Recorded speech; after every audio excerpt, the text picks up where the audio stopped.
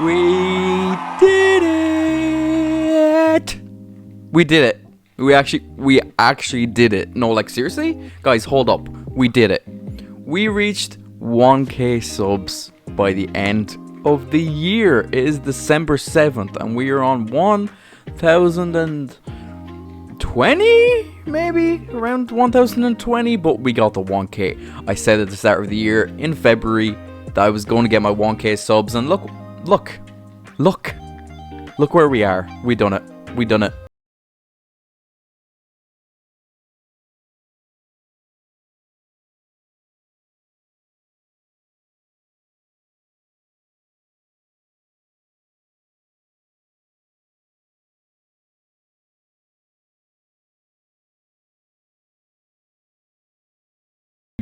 Beyonce popped off. We're on like 15k views. Guys, I'm blown away, and like I know I'm a joker and I take the piss and I have a seriously? I know I'm a joker and I take the piss and I don't take things very seriously on camera here, but genuinely this means so much to me. I lost hope, but we got there.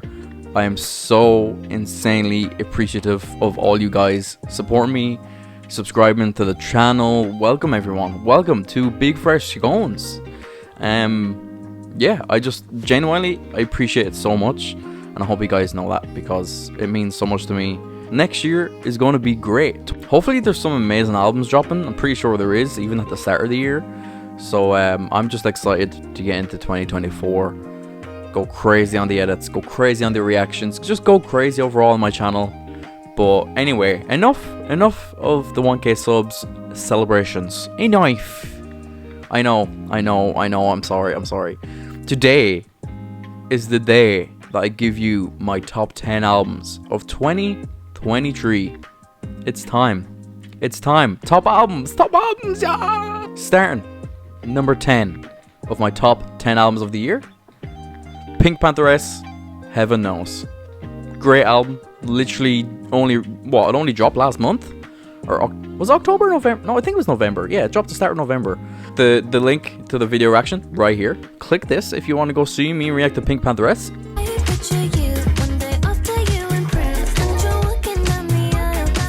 Overall, Pink Panther, Heaven Knows. Great album.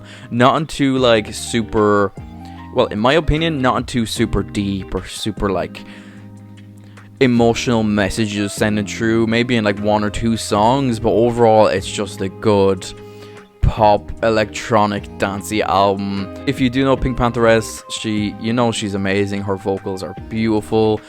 A lot of people give out about her, saying her sound is very like kid-like and very childish and not like refined or anything, but I totally disagree. I really disagree. I think it's fucking great. I think it's her own style. It started a whole new sound. Like, to be fair, it started a whole TikTok sound trend thing, but at the same time, she's so talented. That album is unbelievable. Great tracks on there. Even the track with Central C, even though I don't like Central C, great track. But overall, I think it's a great album. Pretty sure I gave it an 8 out of 10 on my reaction.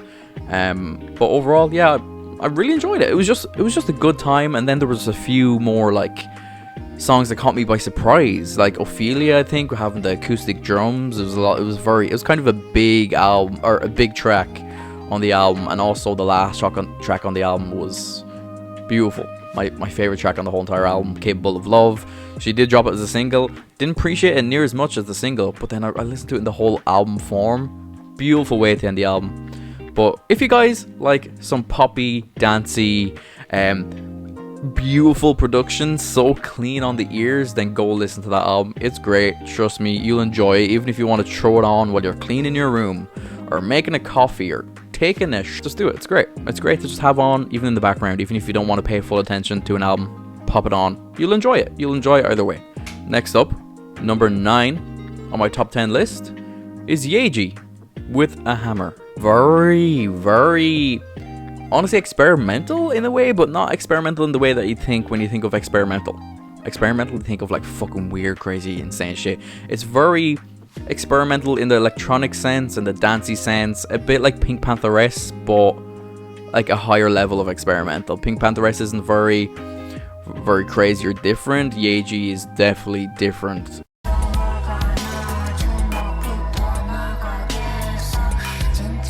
Like, some beats on there are insane, the vocals on there are crazy, some vocals you don't expect, some beats that come in that you're like, what? But yeah, With Hammer, great album, really enjoy that. Pretty sure I gave that an A2, maybe a 9? Maybe not a 9, maybe I didn't go that far, but overall just a fucking fire album. I'm gonna drop every reaction that I did do just here in the cards, but yeah, go check it out, go check out the album.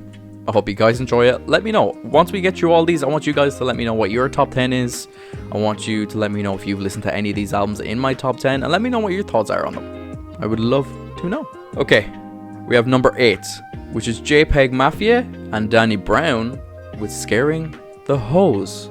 Another experimental album. Another very experimental, like, again, electronic fucking hip-hoppy rap album. Like, it's hard to explain, but it's very different. I was not expecting it, especially, like, I've listened to a few JPEG Mafia tracks, wasn't a huge fan. Like, they're cool, but wasn't a huge fan. But this album, especially with Danny Brown, I feel like Danny Brown definitely adds to this album a lot.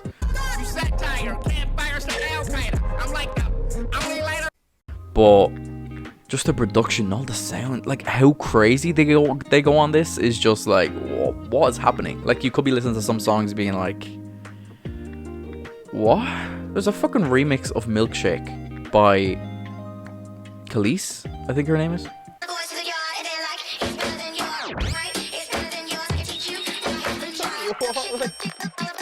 My milkshake brings on the boys to the yard. But there's like a crazy remix in there. Like, the sample they use in that track is fucking beautiful. Again, I feel like a lot of these albums you can just throw on, enjoy. Like, you don't have to fully focus. But I feel like maybe with Scaring the Hose, if you throw it on, you know, you'll be doing your thing, and then sometimes you'll be like, whoa, what the fuck? And then you'll really need to. This one you might have to take a second to actually listen and pay attention to. Because it is, again, very experimental. It's just experimental electronic hip-hop rap album. But in the best way possible. But definitely 100% check it out. Don't forget to check out my reaction too. But yeah, that is number 8. JPEG Mafia, Danny Brown. Scaring the Hose. Scaring the Horse. Also, the album art, fire. Clean. Beautiful. Love the album art. It's like one of the best things about the album. Okay, too far. We're getting through this pretty fast, actually, aren't we? Like, we're on 7 already? But again, like I said, don't want to make this too long. I know you guys just kind of want to know my top 10. Move on. Move on! Number 7. We have Hosier with Unreal Unearthed. And that was, honestly, that was the last guy I thought I would have put in my top 10 albums of the year. I was not expecting that at all.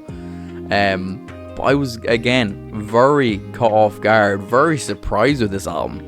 Unbelievable album. I listened to his debut album, didn't enjoy it. Not gonna lie, didn't enjoy it. It was very folky, indie, like rock in a way. I just didn't really care for it at all. But this album, while it still is rocky, it just takes a more alternative side and a more like meaningful, like emotional side. I cried at like 3 songs on this album. Why does that make me emotional? I know, I want to cry. For like, I went into this being like, I am not going to cry a Hosier would you go away. Tears for like 2 tracks anyway.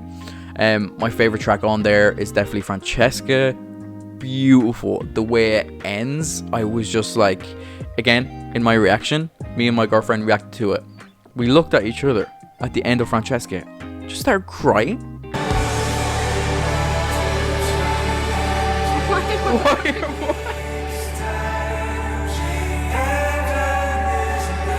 Because of how intense and how much of a build up that whole ending to that track was. It was unbelievable. Unbelievable. Seriously. Actually. And again, the intro track, the Selby Part 1, absolutely beautiful. Cried to that as well, especially when he started singing in Irish at the end. Such a beautiful vocal. But then you have, you know, more Hosier tracks, more old Hosier tracks, like this Album Part 2. That's a very rock, kind of upbeat, just rocky, kind of like rock alternative, mixing with a bit of like R&B vibes. It's kind of like funky in a way, but it's just more of an upbeat, rocky track, which, to be fair, didn't care for that much. But this album again is a ride. It's a long enough album. I think it's like 50 something minutes, good few tracks, but you kind of get a bit of everything. You get a bit of folk, you get a bit of rock, alternative, more ballad, acoustic, sad tracks. You get some deep cuts as well. Like, yeah, like it was inspired, but I think there's a track on here called this Dante's Inferno. I don't know if there's a track, but the whole album is basically inspired by Dante's Inferno. And like I'm pretty sure it's kind of like all about the 9 circles of fucking hell and some just crazy dark shit in there that you should definitely check out. Dante's Inferno is a book. Is it a book? I think it's a book that he kind of, I think he read, and he just wrote this album around COVID time, all about that. So definitely, again, check it out. It's a deep cut. It's fire. Great album. Great album. Me and my girlfriend absolutely love the album. And I still listen to a good few tracks to this day. So there's even a track on there that sounds like the Moana soundtrack. So, you know, you get everything. You get literally everything. We're nearly in my top 5. One more track and then we're in the top 5. Number 6 in my top 10 is Yule with Soft Scars. My first time listening to Yule was with her album in, was it only last year? I think it was only last year. Glitch Princess. Again, great album. I feel like it's a lot more experimental than her new project Soft Scars, but they still also have the same essence of Yule's just sound and feeling and emotion and just trauma. Glitch Princess at the time, great album, some amazing songs on there. Don't Be So Hard on Yourself, beautiful track. What was the other track that I absolutely love? Her other track, Bites on My Neck. Crazy fucking hyper poppy electronic crazy dance track. But Soft Scars is, in my opinion, a better album. It's a lot more alternative, like a lot more like fuzzy guitars, and the layouts of the songs a lot more alternative, a lot more accessible again compared to Glitch Princess, which, like in the name, very glitchy, very electronic, very experimental. Soft Scars was still very experimental, but in a more accessible way that could definitely invite new fans of theirs. Like tracks on here, I'm pretty sure the track Fish in the Pool is like a cover of some Studio Ghibli soundtrack or some anime soundtrack. Anyway, it's just a piano piece, but again, I reacted to it and I was blown away by the album.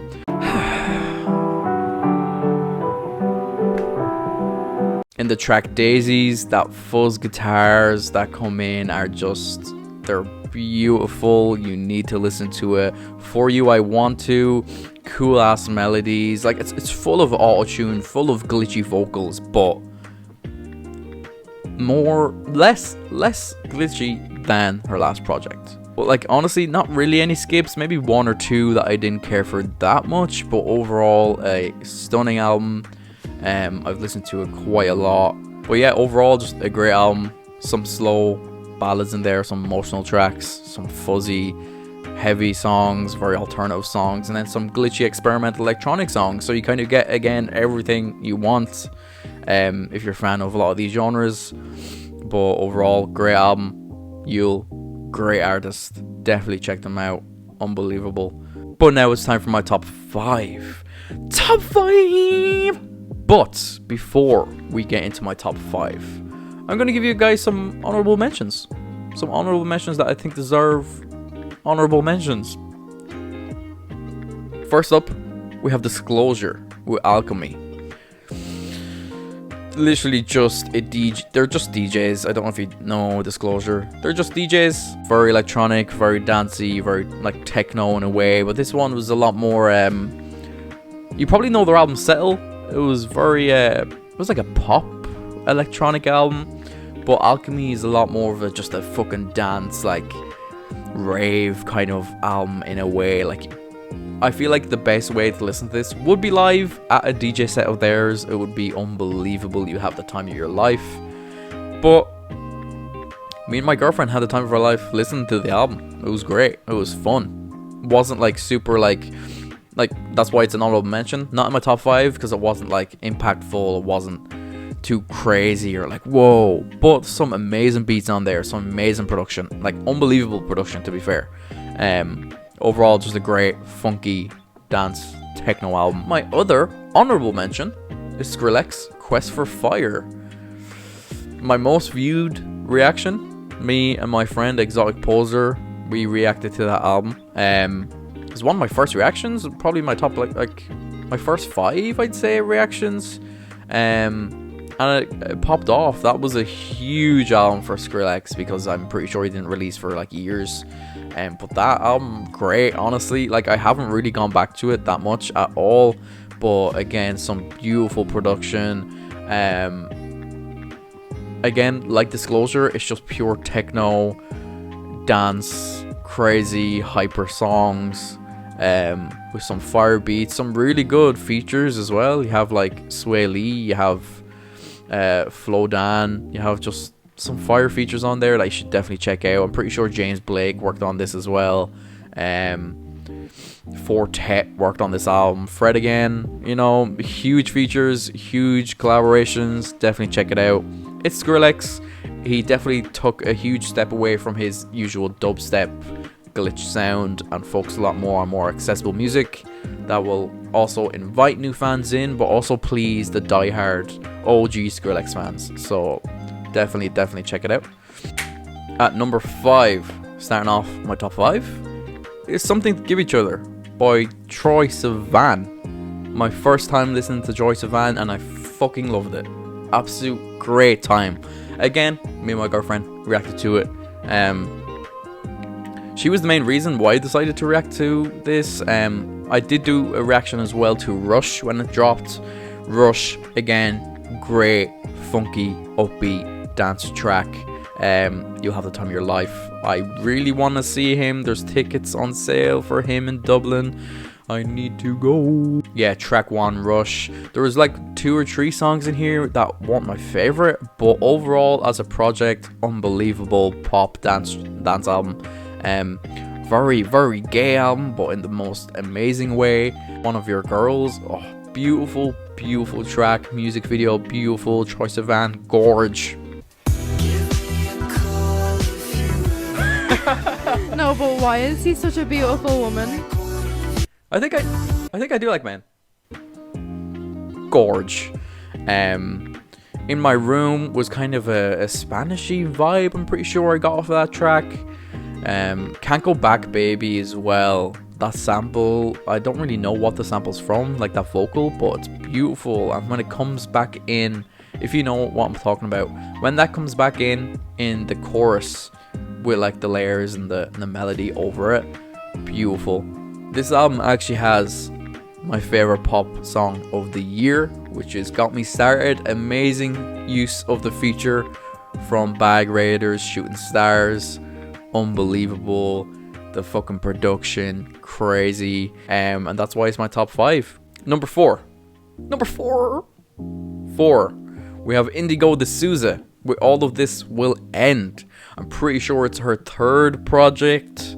I haven't listened to the first 2. I just went straight into this because I was like, you know what, let's do something different. Barely got views, I don't care. I absolutely loved the album so much. I'm pretty sure I gave it a 9. Me and my girlfriend reacted to it. We both cried our eyes out to 2 or 3 songs, I'd say. It's just an alternative indie. Is it even indie, really? It's just more alternative rock. But there's some beautiful tracks on there. Some sad tracks that I cried my balls off to. And then some heavy rock tracks on there that just really, like, she has such a unique sound as well. I feel like Indigo the Souza sound is just beautiful. Her vocal is beautiful, the way she writes is beautiful, her lyricism is absolutely beautiful.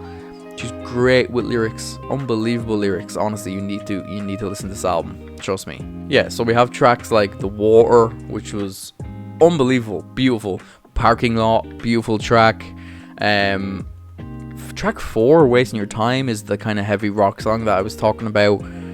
It's just fire. The chorus is fire. The whole track is fire. It's a short one. It's only like 2 minutes, but great. Honestly, no skips on here for me. I'm pretty sure I loved every single song on here. Some really sad tracks. Young and Dumber and Not My Body are just really sad tracks. There's some insane epic endings that just get you emotional just because of like the heaviness and the pure like overwhelming sensation you kind of get when you listen to these songs. Again, didn't expect myself to get emotional going into this, and I did. I'm just so easily emotional. I cry at everything. I don't know why. I cried when I get 1k subs. 100% deserves number 4 on my top 10 albums of the year, without a doubt.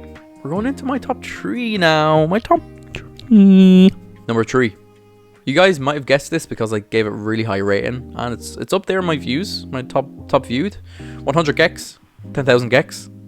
So when I decided to listen to this album, I was kind of hyping myself up for glitchy, hyperpop, crazy, experimental, electronic, psycho music. I got that, but I also didn't. I got everything and anything. 100 gex, like, maybe I went into this as well taking it kind of seriously, because I'm pretty sure their last project was just very hyper poppy, electronic like album. This album was a very funny album. Like, the lyrics were fucking crazy, but what I love about 100 gex is they do not take themselves seriously. They make sure people know it. Go into this album and do not take anything seriously. Go in with an open mind, and that's exactly what I want you guys to do if you want to listen to this album. It has metal, electronic music, rock music, DJ music, glitchy experimental music. It has every genre that I think I've ever heard in my life.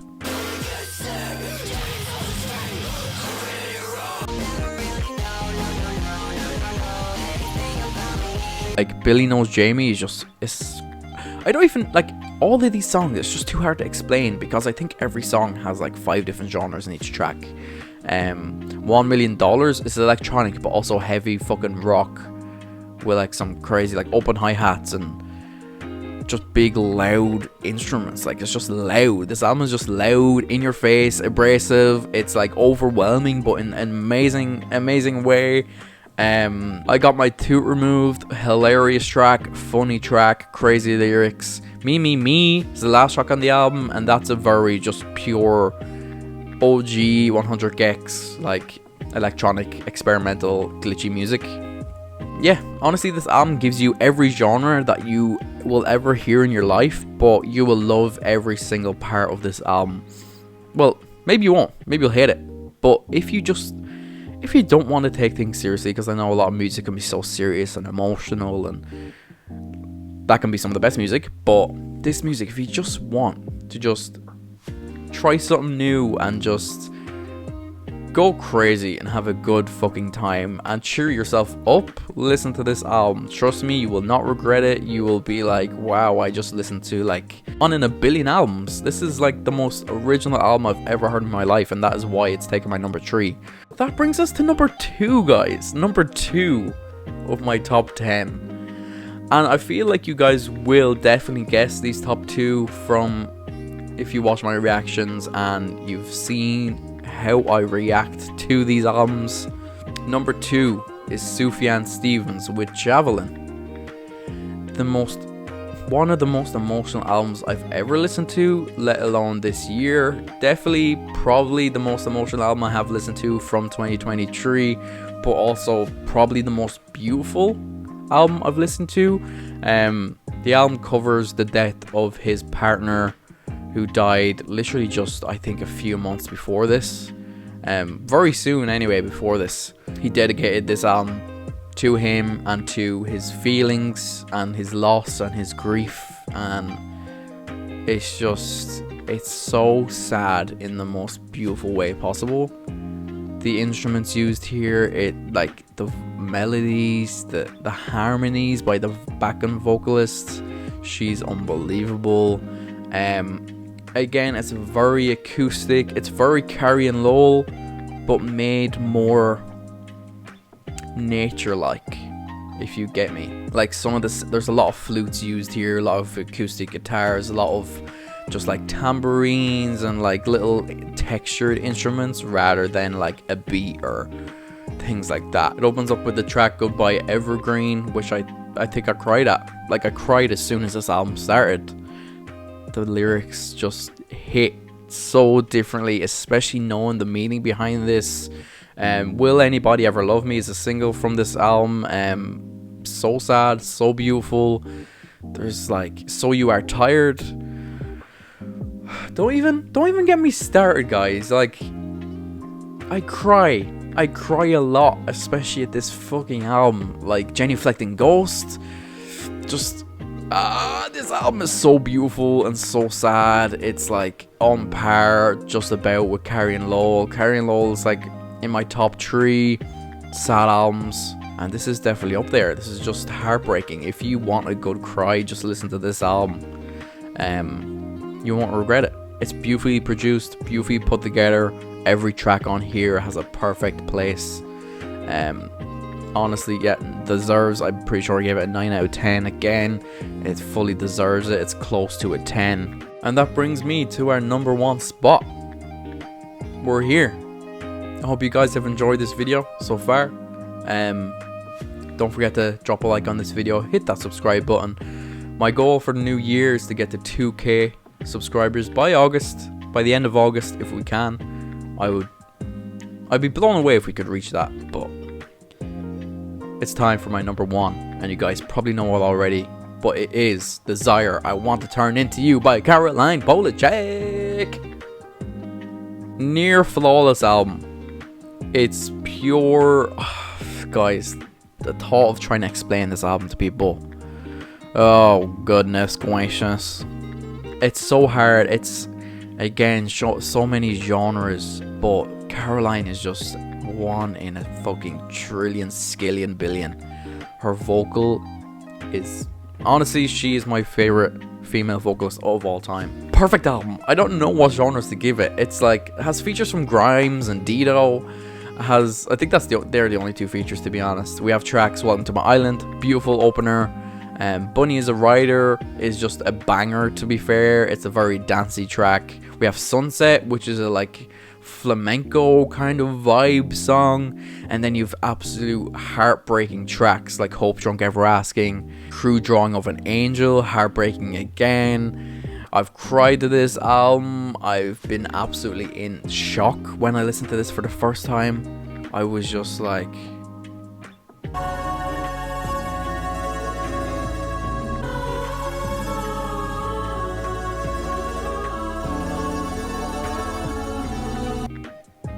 for about 4 minutes straight.